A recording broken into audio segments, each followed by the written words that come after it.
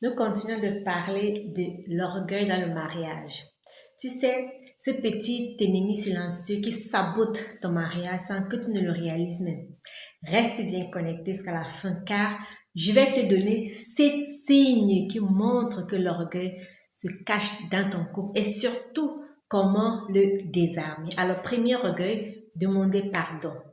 Quand tu sais que tu as blessé quelqu'un, quand tu sais que tu as blessé ton mari, mais que tu attends qu'il fasse le premier pas, ça, c'est un signe d'orgueil. La Bible nous dit, n'est-ce pas, dans Jacques 4, 6, Dieu résiste aux orgueilleux, mais il fait grâce aux humbles. Demander pardon, ce n'est pas perdre, ce n'est pas gagner.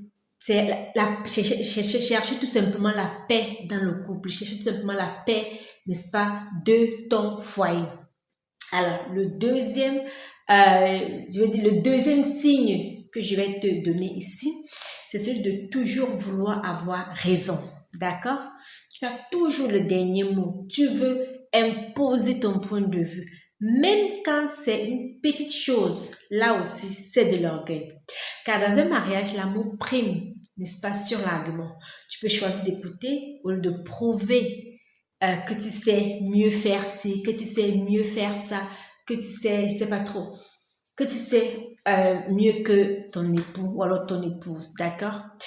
Le troisième signe, c'est minimiser les besoins de l'autre. Minimiser les besoins de ton époux, minimiser les besoins de ton épouse. Parfois, l'orgueil se manifeste quand tu penses, moi aussi, j'ai mes besoins.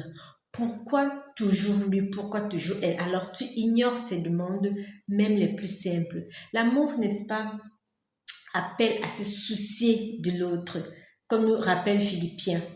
Alors, le quatrième euh, astuce, non, je veux dire quoi? Quatrième signe, voilà. Le quatrième signe qui est l'orgueil dans ton couple, c'est lorsque tu le compares aux autres, oui.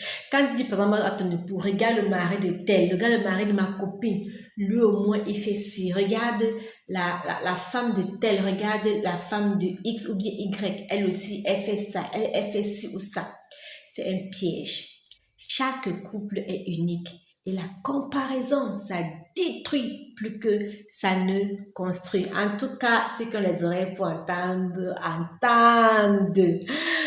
Donc, je vais dire comme, ouais, cinquième signe que je vais te donner ici, c'est être sur la défensive. Oui, toi qui me regardes là, toi qui veux toujours être sur la défensive, il faut donc savoir que quand ton partenaire essaie de t'exprimer un besoin ou une remarque et que tu te braques, tu réponds sèchement, bien tu retournes la faute.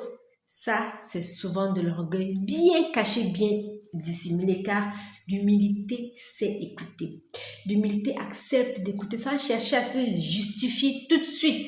Oui, parfois, il faut se justifier, mais écoute d'abord, d'accord?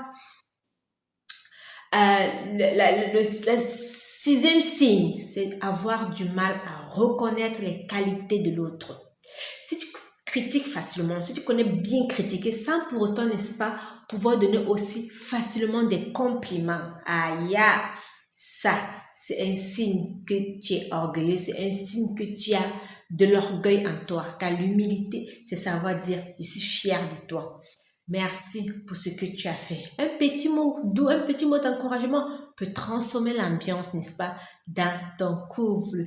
Et maintenant, le dernier signe, n'est-ce pas, le septième, c'est penser que tu n'as pas besoin de changer. Quand tu crois que le problème ne vient pas de toi, que le problème vient toujours de l'autre, jamais de toi, c'est le sommet, n'est-ce pas, de l'orgueil. Ça veut dire quoi? C'est l'optimum de l'orgueil. La vérité, c'est que dans un couple, chacun a des ajustements à faire. Il n'y a personne qui est parfait. Il n'y a personne qui peut toujours avoir. Chacun a, n'est-ce pas, de l'eau à mettre dans son vin. D'accord? Donc, et si tu veux le faire, il faut savoir que l'humilité ouvre la porte à la croissance et à la guérison. Bien, voilà donc, ma glorieuse, tu viens de découvrir les 7 signes d'orgueil qui sont cachés dans ton couple. Peut-être tu te reconnais dans certains points, peut-être pas. Et c'est normal. L'important, c'est de ne pas laisser l'orgueil diriger ton couple. Souviens-toi, l'humilité attire la grâce de Dieu et ouvre la voie à un mariage épanoui.